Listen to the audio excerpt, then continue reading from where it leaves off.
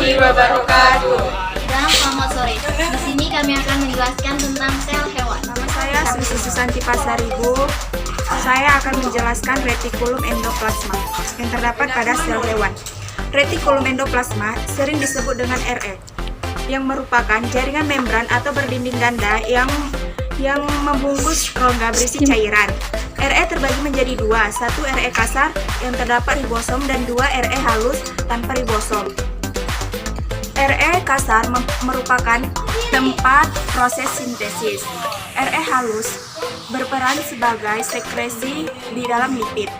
Protein dan lipid yang terdapat di dalam RE digunakan atau dihasilkan sebagai membran sel dalam pembelahan sel. RE strukturnya seperti rongga yang berlapis-lapis. Sekian dari saya. Di hari ini saya akan menjelaskan tentang sitoplasma dan membran sel. Sitoplasma adalah bagian sel yang terbungkus membran sel. Pada sel eukariota, sitoplasma adalah bagian nukleus dari protoplasma. Sitoplasma terdapat di bagian antara inti dan membran sel. Membran sel adalah fitur universal yang dimiliki oleh semua jenis sel berupa lapisan antarmuka yang disebut membran plasma. Membran sel terdapat di bagian terluar sel. Perkenalkan, nama saya Muhammad Rifai. Saya akan menjelaskan tentang pengertian ribosom dan ribosom. Ribosom ialah autologi peran dalam endositosis dan fagositosis, peran dalam apoposis. Sedangkan pengertian dari ribosom adalah menyusun asam amino untuk membentuk protein tertentu. Perkenalkan, nama saya Juniarta Siagan. Saya akan membahas pertama yaitu tentang membran inti. Membran inti adalah melindungi materi genetik yang ada di dalam inti. Membran inti ini berfungsi sebagai pertukaran antara zat inti dengan sitoplasma. Sel yang memiliki membran inti ini disebut dengan sel eukariotik. Eukariotik adalah sel penyusun kingdom protista, jamur, plantae, dan animalia. Lalu saya akan membahas tentang nukleus, yaitu atau yang disebut dengan inti sel adalah organel yang ditemukan pada sel eukariotik.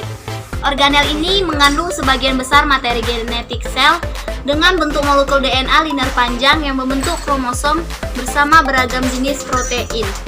Gen ini di dalam kromosom inilah yang membentuk gen sel. Perkenalkan, nama saya Lenaira Nasution, kelas 11 kimia 3. Organel sel sentriol berperan penting dalam pembentukan berbagai bangunan seluler yang terdiri atas mikrobula dan juga pada sel gelondong mitosis pada pembelahan sel, silium, plagium, dan beberapa jaluran sel khusus, contohnya filamen aksial spermatozoa. Kondrisa atau bahasa Inggrisnya chondrosome, mitokondrion, mitokondria, yaitu organel tempat berlangsungnya fungsi respirasi sel makhluk hidup selain fungsi seluler lain, seperti metabolisme asam lemak, biosintesis ribina, hemofasis kalsium, transduksi sinyal seluler, dan penghasil energi. Assalamualaikum warahmatullahi wabarakatuh. Perkenalkan, nama saya Muhammad Marbun, kelas 11 IPA 3. Badan Golgi disebut juga apparatus Golgi. Kompleks Golgi atau dikitosom adalah organel yang dikaitkan dengan fungsi ekskresi sel, dan struktur ini dapat dilihat dengan menggunakan mikroskop cahaya biasa. Fungsi badan mikro adalah sebagai satu, oksidasi substrat pada mamalia, oksidasi asam lemak mamalia, oksidasi asam lemak pada endosperm biji tanaman, jalur ini